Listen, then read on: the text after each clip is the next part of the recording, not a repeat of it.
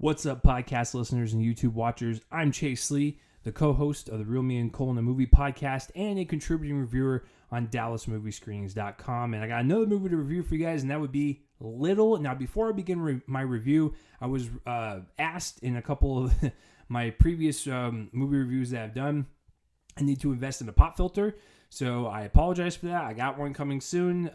But yeah, apparently it was a nuisance and it's very distracting. So once again, apologize. Please bear with me. I will get one shortly. Now, back to the review.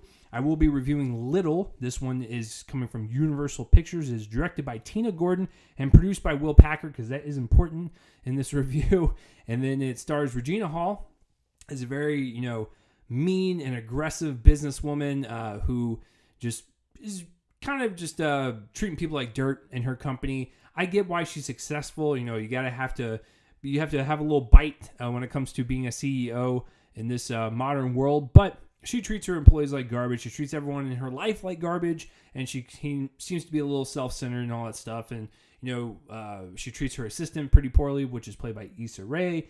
And so one day there's this little girl that comes into her company, and she's like, I wish you were a kid. And she, flings this like magic plastic wand at her, and she becomes Little next day, played by Marseille Martin. I hope that's how you pronounce it. And she comes from the TV show Blackish, if you have never seen her before. And so, we've seen this story before. They're little, and then they slowly start to realize that maybe they shouldn't be mean to people. And then when they grow up, they learn and all that stuff. We've seen it before. So, all right. So what do I think of this version, or this retelling of this story? Because believe it or not, in my lifetime, I've had films like 17 again, 13 going on 30, and even before my time, stuff like Big. Like, this story is very popular. So when I saw the trailer to Little, I was, I didn't really care for it, to be honest with you, but I was hoping that maybe there was a long shot, this really long shot, that the marketing team put all the weak jokes in the trailer, where maybe they'll surprise us when the movie comes out. Or it's the reverse, and it's the best jokes in the movie, and then when the movie comes out, you realize they used the best jokes in the trailer.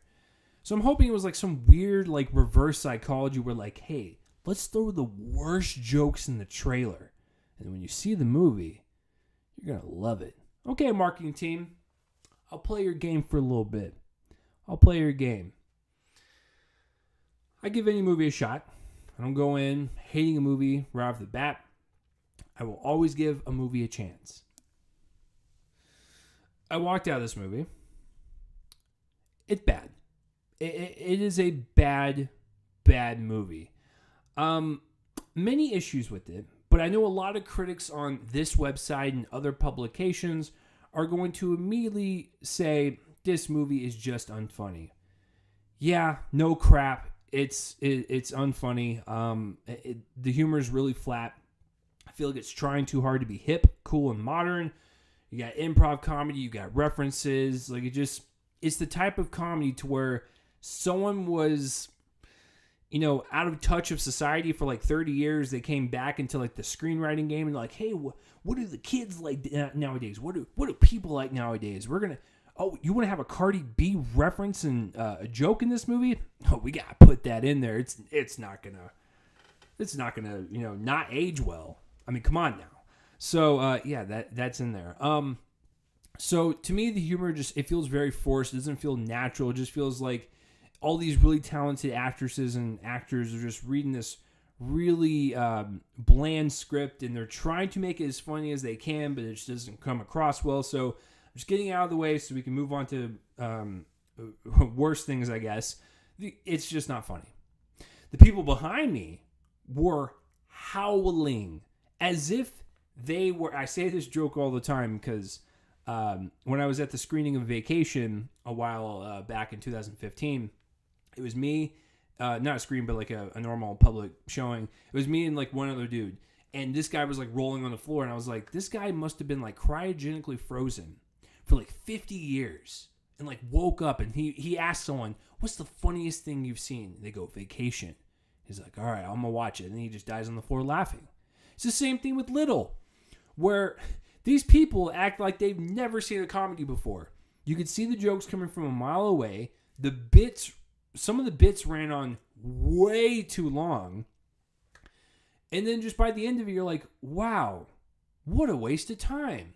But I guess some people really love it. And that's the power of Will Packer films. You know, to start with him, all of his comedies do very well. What Men Want, About Last Night, the Ride Along series. He's good at what he does. I'm not going to take that away from him. And I even like his trashier stuff, like the Lifetime trashy stuff, like Obsessed, No Good Deed, Breaking In. I love that stuff. It is a hoot to watch in theaters, at home, when you're drinking. It's the best. Will Packer, keep doing your thing. He's going to make money regardless. But there's just something about his comedies that just always feel flat. They feel bland. They feel lifeless. They feel lazy just to make a quick buck. I get it. He's a businessman. He's got his company. All I'm asking is to try a little harder. That's all I ask. So that's my rant on Will Packer. Tina Gordon, the director, I do believe a lot of this falls on her shoulders. She is also credited as one of the screenwriters, I believe. Jokes aside, you know, because they were not funny. The story is stuff we've seen before. It is cliched. And to go on the story, what's really funny about this, like the funniest part, is the fact that this movie is even lazy about its premise. Because typically with the premise like this, whether, you know, it is movies like 13 going on 30 or 17 again, like they do it in such a way where it's like, okay, whatever, we know the lesson they're going to learn at the end, they're going to wrap up the story and we're going to all go home. But the thing is with this one, it is weird. Throughout 90% of the movie, the main character as a child, she is rude, obnoxious, and she has not changed. And the last like 5 to 10 minutes, she's like, well, what I realized was this. Darn me. Type of deal where it's like, I was expecting them to turn to the camera and wink at us as an audience going, we got your money. So that was really weird. It was like, it was like self-aware, fourth wall breaking almost dialogue where it was like, well, what I realized was this.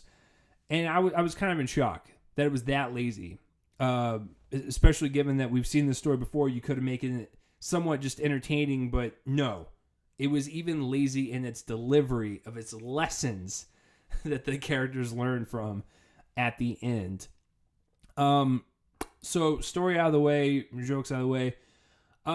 The acting is something to behold because these actresses, I have not seen Blackish. I've seen maybe 2 episodes in passing, so I can't really judge Marseille Martin on a lot. But I can judge Regina Hall and Issa Rae on a lot because I've seen them in a lot of projects. I've been watching Regina Hall since I was a kid in movies, so I expect a lot from them. Both of those women have impeccable comedic timing.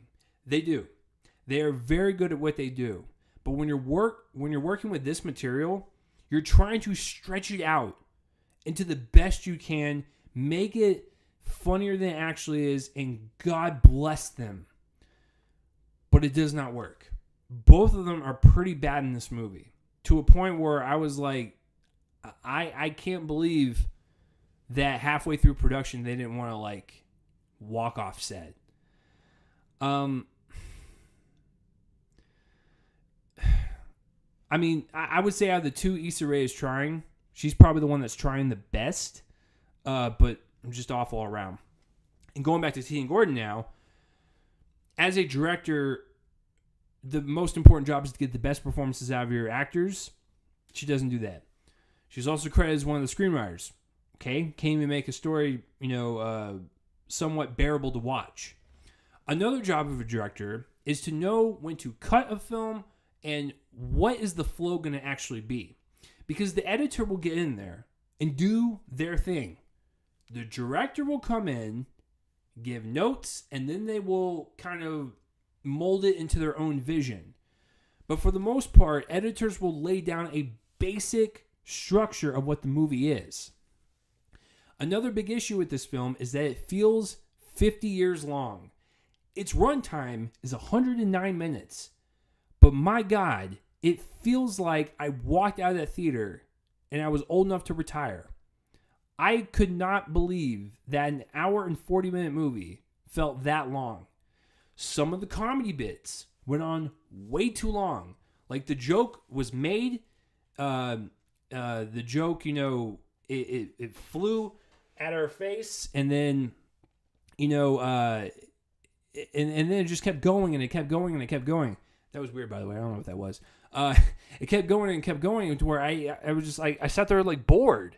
It's a boring movie. And like when it's trying to be funny, you're just like, dude, I just want to get out of here now. Now you're getting annoying. So I don't know what you want me to say. I really don't know what more do you want me to say. This movie's bad. It is an unfunny time at the movies. And even when it gets down to its like simplistic, bare bones of a story of stuff that we've seen before, it can't even execute that properly. I'm going to give it a D. It's a competent movie. It's not a complete failure because it was made. There you go. So yeah, it's just a movie that's not for me. And you know what's really funny? People are going to watch this review, and if you like these movies, it's great. You're going to downvote this video. Cool. This movie's going to make money, so it doesn't really matter what I say. Even if it bombs hard at the box office, it's going to find its home on rental, streaming, airplanes, which is primarily where I see Will Packer movies nowadays on airplanes. It's going to do well in that market. But for right now, a D for me on Little. I'm good. That and What Men Want, it's literally the same movie, just in terms of style and tone. And they both just flopped very hard in my eyes. So what did you guys think of Little, or have you even heard of it? Comment that place right below on my face and let me know. And as always, guys, I'm Chase Lee. And tune in next time for whatever review next. I'm going to go cry in that corner or, go see what's behind that creepy door. All right, I'll see you guys later.